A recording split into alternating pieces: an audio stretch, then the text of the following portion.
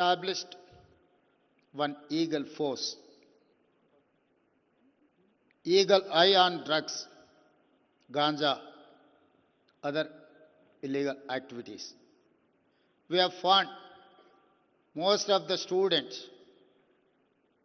particularly rich family, otherwise one of the best college students, they have involved in this activities act.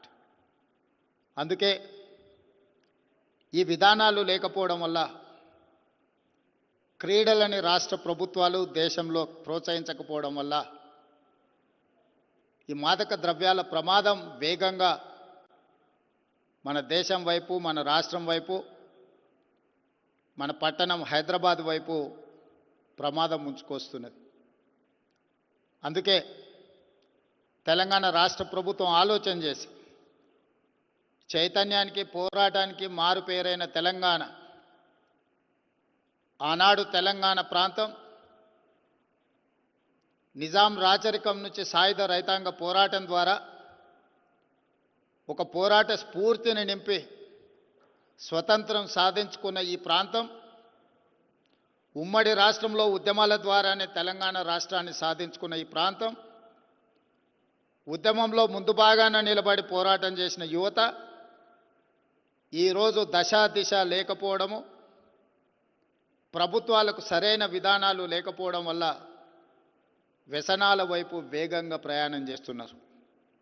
అందుకే పోరాట స్ఫూర్తి చైతన్యం ఉన్న ఈ ప్రాంతం క్రీడలలో రాణించాలి, ప్రపంచంతోనే పోటీ పడాలి, దేశానికి గొప్ప పేరు తీసుకురావాలి అంటే తెలంగాణ రాష్ట్రానికి ఒక క్రీడా విధానం ఉండాలి అని ఆలోచన చేసి క్రీడా విధానంలో కూడా రాజకీయ జోక్యాన్ని తగ్గించాలి, క్రీడాకారుల స్ఫూర్తిని పెంచాలి అని పబ్లిక్ ప్రైవేట్ పార్ట్నర్షిప్తో ఈరోజు తెలంగాణ రాష్ట్ర ప్రభుత్వం ఒక నూతన క్రీడా విధానాన్ని తీసుకొచ్చి కార్పొరేట్ కంపెనీలలో సక్సెస్ స్టోరీ ఉన్న వాళ్ళను, క్రీడలలో దేశానికి మెడల్స్ తీసుకురావడం ద్వారా గొప్ప పేరు ప్రతిష్టలు సంపాదించిన వాళ్ళను,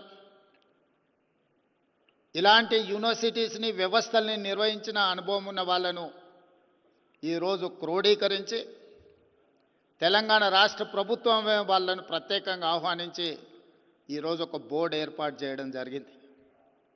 ఈరోజు రాష్ట్ర ప్రభుత్వం పరిమితమైన పాత్ర పోషిస్తూ వెసులుబాటు కల్పించి ఈరోజు ఈ విధానాన్ని ముందుకు తీసుకువెళ్ళాలని, మన ప్రాంతానికి, మన నగరానికి పేరు లేదని కాదు, 1956 ఒలింపిక్స్ క్రీడలలో ఈ దేశానికి 4వ స్థానం సాధించి పెట్టిన ఫుట్బాల్ టీంలో 9 మంది క్రీడాకారులు మన హైదరాబాద్ నగరం నుంచే రిప్రజెంట్ చేసిందంటే 1956 కంటే ముందే ఈ ప్రాంతంలో క్రీడాకారులకు స్థానము ఉండే. అక్కడి నుంచి మొదలు పెడితే ఇండియన్ క్రికెట్ కెప్టెన్ అజరుద్దీన్ కావచ్చు, వివిఎస్ లక్ష్మణ్ కావచ్చు, రవికాంత్ కావచ్చు వాలీబాల్లో, ఇలా చెప్పుకుంటూ వెళ్తే రీసెంట్గా వరల్డ్ క్రికెట్ ఛాంపియన్షిప్లో సిరాజుద్దీన్ కావచ్చు, బాక్సింగ్లో నిఖత్ జరీన్ కావచ్చు, పారా ఒలింపిక్స్లో దీప్తి కావచ్చు.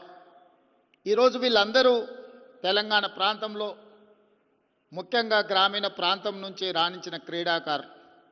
అందుకే సిరాజుద్దీన్కి, నిఖత్ జరీన్కి గ్రూప్ 1 జాబ్ ఇచ్చి వాళ్ళకి నగదు బహుమతి ఇచ్చి హైదరాబాదులో ఇంటి స్థలాన్ని ఇచ్చి ఈరోజు గ్రూప్ 1 ప్రభుత్వ ఉద్యోగాలు ఇచ్చడం జరిగింది నేను ముఖ్యమంత్రి అయిన తర్వాత.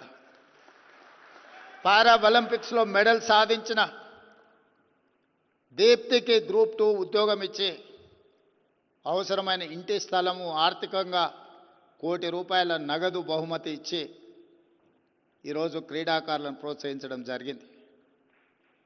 ఈరోజు మా ప్రభుత్వ విధానం స్పష్టం. చదువుల్లోనే కాదు, క్రీడలలో రాణిస్తే తప్పకుండా రాష్ట్ర ప్రభుత్వం మిమ్మల్ని తీర్చిదిద్దుతుంది, మీకు అండగా నిలబడుతుంది. హైదరాబాద్ నగరానికి national games in 2002, in 2003 Commonwealth Games, in 2007 world military games. ఇన్ని క్రీడల్ని హైదరాబాదు నగరంలో మనం